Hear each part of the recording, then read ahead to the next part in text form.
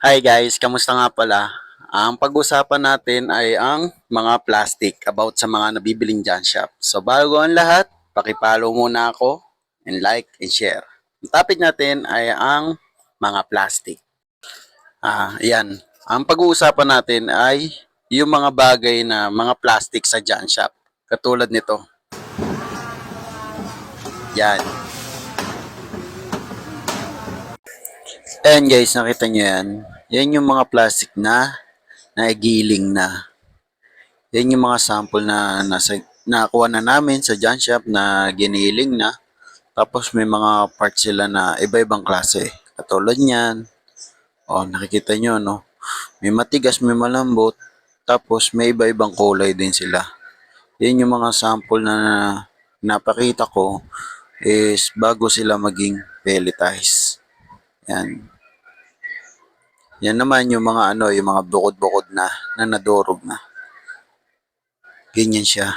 Bago siya gawin siyang pelletize. Yan guys. Pagkatapos niyan, makikita nyo, lulutuin yan guys. Lulutuin siya. Magiging ganito siya sa lutuan. Ito naman ang hawak ko na to is tawag dito is overflow. Yan yung mga natatapon na niluluto yung mga plastic na durog kanina. Yan, ganyan siya. Nangyari niyan. Pwede pa yan, nabibenta pa rin yan. Ganyan. Tapos, ayan, kapag sinalang siya, yung lalabas siya sa may parang hose, yan. Nakikita nyo, di ba? Naiipon sila ng ganyan. Ganyan yung nangyayari pag niluluto. Yan, guys.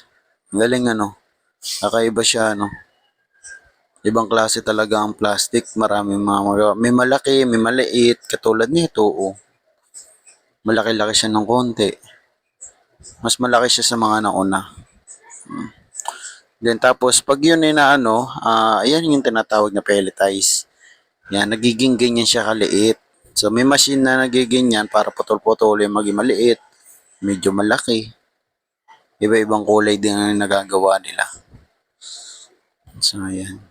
Napakita ko sa inyo yung mga nangyayari kapag bago gumawa ng panibagong mga plastic. Tulad ng mga Durabox, plato, lahat ng klase ng plastic.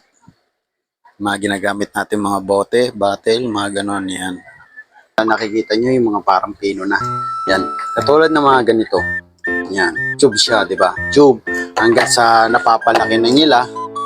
Hanggang sa lumaki na. At hanggang sa ganitong klase na. Yan. Yan yung mga nagagawa ng mga plastic na pagka sila ay pelletized na. At hindi lang yun. Kala nyo ba? Sila ay nakagawa ng plato. Yan, plato, hanger, whee! At mga tray, guys. Yan yung mga nagagawa ng pelletize. Yan yung mga nagagawa ng pelletize. Nakikita nyo to? Ito. Ito, galing sa pelletize to. Ito yung nagagawa, mga hulmaan sila nagagawa. Yan, o, diba? Ang galing ng pelletize, ibang klase ang plastic, diba?